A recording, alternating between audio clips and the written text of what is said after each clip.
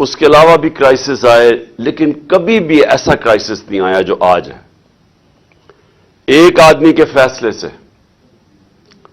وہ کون تھا؟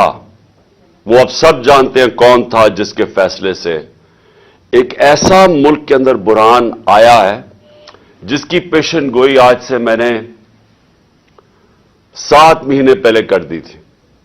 وہ اس لیے نہیں کہ مجھے کوئی اللہ نے غیب کا علم دیا ہے، کیونکہ میں پاکستان کی تاریخ جانتا ہوں، اور میں یہ خاص طور پہ یہ جو دونوں جماعتیں جن کی لیڈرشپ کے اوپر کتابیں لکھی ہوئی ہیں ان کی کرپشن کے اوپر، انٹرنیشنل اخباروں میں ان کی کرپشن لکھی ہوئی ہے، صرف یہی دیکھ لیں کہ ان دونوں نے ایک دوسرے کے متعلق کیا کہا ہے۔ 20 سال یہ ایک دوسرے کو چور کہتے رہے اور دونوں ہی سچ بول رہے تھے۔ ان کی گورنمنٹ 90 کی دہائی میں 2 دفعہ کرپشن میں گئی۔ تو جب یہ 2 کرپٹ خاندان اوپر بیٹھے تھے تو آپ یاد رکھیں کہ ہندوستان 90 کی دہائی میں پہلے ہمارے سے آگے نکلا۔ 90 کی دہائی سے پہلے ہمیشہ پاکستان آگے تھا، ہمیشہ ہم ہندوستان سے آگے تھے۔ برِ صغیر میں سارے اکنامک انڈیکیٹرز کہتے تھے ہم آگے ہیں، ڈاکٹر عشرت حسین نے اپنی کتاب میں یہ لکھا ہوا ہے۔ لیکن 90 کی دہائی جب ان دونوں کی پارٹنرشپ لگی تب سے پاکستان پیچھے رہ گیا اور بنگلہ دیش بھی آگے نکل گیا۔ تو جو میں آج آپ کو بات بتانا چاہتا ہوں، یہ آپ نے بڑے غور سے اس لیے سننی ہے کہ یہ اس کے ہماری اب جد و جہد کے اوپر پاکستان کا جو مستقبل ہے وہ ڈپینڈ، جو بڑی مشکلوں سے ایک بینکرپٹ ملک تھا جو ہمیں ملا تھا، آج وہ کوئی اخبار میں اشتہار آیا ہوا ہے جی کہ انہوں نے ڈیفالٹ سے بچا لیا پاکستان کو۔ یہ ابھی اسد عمر نے میرے سے پہلے آپ سے بات چیت کی تھی۔ اسد عمر فائنانس منسٹر تھے جب ہماری گورنمنٹ آئی 2018 میں۔ ذرا اسد عمر سے بعد میں پوچھیں کہ ہمارے اوپر کیا گزر رہی تھی جب ہمیں پتا چلا صرف $8 ارب کے ہمارے پاس ریزروز رہ گئے تھے۔ یہی اسحاق ڈار نے سارا پیسہ $1 کو صرف مصنوعی طور پہ کنٹرول کرنے میں اس نے ہمارے اربوں ڈالر کے ریزروز غائب کر دیے۔ اور وہ ٹائم تھا جب جو تیل انٹرنیشنل مارکیٹ میں وہ آج کے مقابلے میں سب سے کم تھا۔ اس کی خوش قسمتی نون لیگ کی یہ تھی کہ ان کے دور میں تیل سب سے کم تھا۔ ہمارے دور میں تو وہ کرونا کے بعد سپر سائیکل آ گیا کموڈٹی کا، اوپر چلا گیا۔ میں اس لیے ہی آپ کو باتیں بتا رہا ہوں کہ آپ کو بیک گراؤنڈ پتا چلنی چاہیے کہ یہ حکومت جو ہے، یہ جو پی ڈی ایم ہے، یہ ان کی ساری جو ترقی ہوتی ہے وہ اشتہاروں میں ہوتی ہے، پروپیگنڈا میں ہوتی ہے، صحافیوں کو پیسہ کھلا کے ہوتی ہے، میڈیا ہاؤسز کو ساتھ ملا کے ہوتی ہے، گراؤنڈ پہ نہیں ہوتی۔ کیونکہ اگر ہوتی ہی تو جو ان کو حکومت ملی تھی، جو ہم چھوڑ کے گئے تھے، تو آج یہ حال نہ ہوتا کہ ساری دنیا کے سامنے بیکاریوں کی طرح پھر رہے ہیں اور ملک ڈیفالٹ کے قریب ہے اور پیسے مانگتے پھر رہے ہیں۔ یہ نہ ہوتا، کیونکہ ہمارے پھر سے اکنامک سروے آف پاکستان میں پڑھ لیں، ہمارے سب سے بہتر انڈیکیٹرز تھے پاکستان کی تاریخ میں۔ وہ ہم نے اچیو کیا تھا جو کسی اور گورنمنٹ نے نہیں کیا۔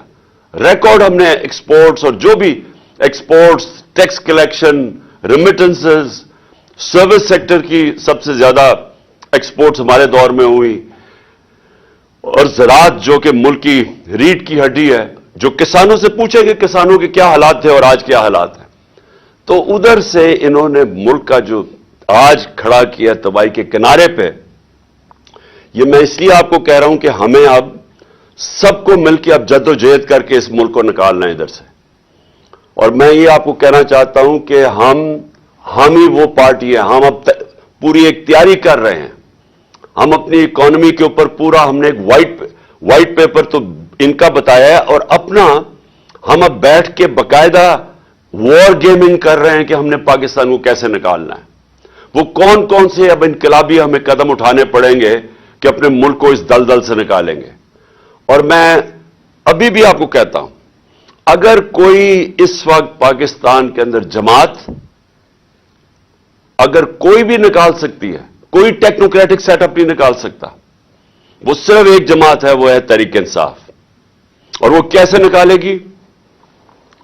سب سے پہلے تو ہم چاہتے ہیں کہ صاف اور شفاف الیکشن ہو۔ صاف اور شفاف الیکشن ہوں گے تو اس ملک کے اندر ایک گورنمنٹ آئے گی اگر پولیٹیکل انجینئرنگ نہ کی گئی. مجھے خوف یہ ہے کہ ہماری بدقسمتی سے اسٹیبلشمنٹ نے ماضی سے سبق نہیں سیکھے. مجھے افسوس سے کہنا پڑتا ہے آج ہم پولیٹیکل انجینئرنگ دیکھ رہے ہوتے ہوئے ایم کیو ایم کو اکٹھا کرنا, بیپ کو پیپلز پارٹی میں دھکیلنا بلوچستان میں, ساؤتھ پنجاب کے اندر پیپلز پارٹی کو وہ کال کر کے ان کے آدمی کہہ رہے ہیں کہ جی پیپلز پارٹی کو مضبوط کرے. یہاں پنجاب کے اندر نون لیگ کی حکومت لے کے آئے, وہ جو نون لیگ نے ملک کا بیڑا غرق کر دیا وہ اب اس کو پنجاب میں لانا چاہتے ہیں. کے پی کے اندر اور گیم چل رہی ہے کہ کہیں نہ کہیں تحریک انصاف کو کسی طرح کمزور کیا جائے, کوئی پولیٹیکل انجینئرنگ کی جائے جس کا مجھے ابھی مقصد ہی نہیں سمجھ آ رہا. عقل تو یہ کہتی ہے کہ ایک اسٹرانگ گورنمنٹ چاہیے پاکستان کو اس دلدل سے نکالنے کے لیے. اگر یہ پولیٹیکل انجینئرنگ کر کے کمزور سا سیٹ اپ لے کے آنا ہے تو وہ تو ویسے ہی ملک کو سنبھال نہیں سکتا, کیونکہ جو بزنس کمیونٹی ہے, جو سرمایہ کار ہیں, جو انویسٹرز ہیں, جو پاکستان کے اندر بیٹھے ہیں, جو پاکستان کے باہر ہیں, جنہوں نے پاکستان میں جب تک وہ انویسٹمنٹ نہیں کریں گے, جب تک بزنس کمیونٹی کا اعتماد نہیں بحال ہوگا تو پاکستان تو کیا بھیک مانگ کے تو نہیں نکل سکتا نا اس میں سے. اور میں پھر سے کہہ دوں جن سے ہم بھیک مانگ رہے ہیں انہوں نے ایک بہت بھاری قیمت پاکستان سے مانگنی ہے بیل آؤٹ کرنے کے لیے. وہ بڑی قیمت وہ پاکستان کی سلامتی کے اوپر, اس کے اوپر ہم کمپرومائز کر کے وہ قیمت دیں گے ان کو. ملک کا مستقبل خطرے میں ڈال کے وہ جو قیمت مانگ رہے ہیں وہ دینی پڑے گی. چوری کرتے ہیں اور وہ ملک سے پھر چوری کر کے پیسہ باہر بھجواتے ہیں. ایسے ملک تباہ ہوتے ہیں. یہ صرف پاکستان کا مسئلہ نہیں ہے. یہ آج اگر آپ ساری دنیا کی ڈیولپنگ ورلڈ دیکھ لیں, ڈیولپنگ ورلڈ کا مطلب جدھر غربت ہے, وہ ساری دنیا کے ان ملکوں میں جدھر غربت ہے وہاں سب اس طرح کی چوری ہو رہی ہے.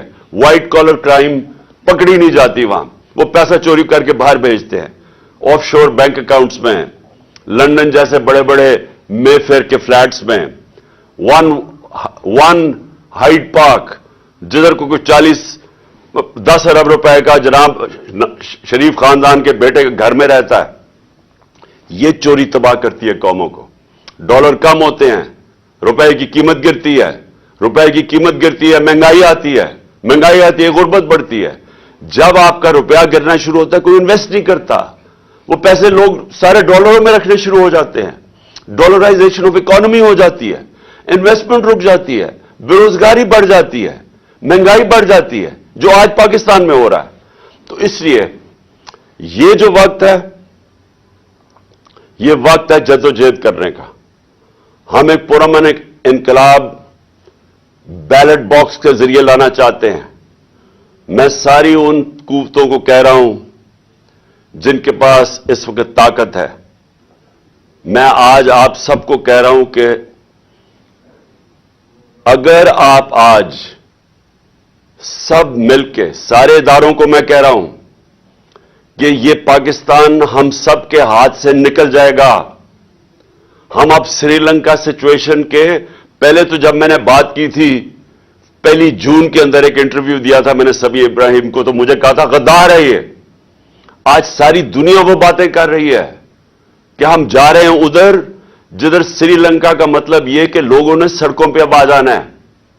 آٹے کی قیمت جدھر چلی گئی ہے اور آٹا مل نہیں رہا, وہ جو بیچارہ ایک آدمی کل آٹے کی لائن میں کھڑا ہو کے اپنی جان کھو بیٹھا ہے, یہ اب آگے مزید اور بڑھنے والا ہے. لوگوں کو کھانا جس ریٹ آٹا کی قیمت گئی ہے, ہمیں سب سے سوال پوچھنا چاہیے کون سی قیامت آ گئی پاکستان میں کہ کیا اپریل میں کیا تھا, مارچ میں پاکستان کدھر کھڑا تھا اور آج کدھر کھڑا ہے, کیا ہوا ہے. ہم سب سے مشکل تو تیل کی قیمتیں تھی نا, تیل اوپر چلا گیا تھا. ہمارے دور میں 70-80 ارب ڈالر سے تیل کی قیمت چلی گئی تھی $110-115 تک. مشکل تو ہمیں وہاں پڑی ہوئی تھی, اب تو تیل نیچے آ گیا ہے. تو کیا یہ وجہ ہے کہ آج پاکستان میں قیمتیں بھی آسمانوں پہ چلے گئی ہیں, روپیہ بھی گر گیا ہے, انڈسٹری بھی بند ہو رہی ہے, आज 50 साल में सबसे ज्यादा महंगाई है पाकिस्तान में और बढ़ती जा रही है. आपने अभी तक हमारा चैनल सब्सक्राइब नहीं किया तो अभी सब्सक्राइब करें और बेल आइकॉन को क्लिक करके हमारी लेटेस्ट वीडियोस के बाद हमारे TV channel OTV overseas television को अभी सब्सक्राइब कीजिए, घंटी का बटन दबाना मत भूलिए ताकि अहम और मालूमाती वीडियोस आप तक पहुंचती रहें.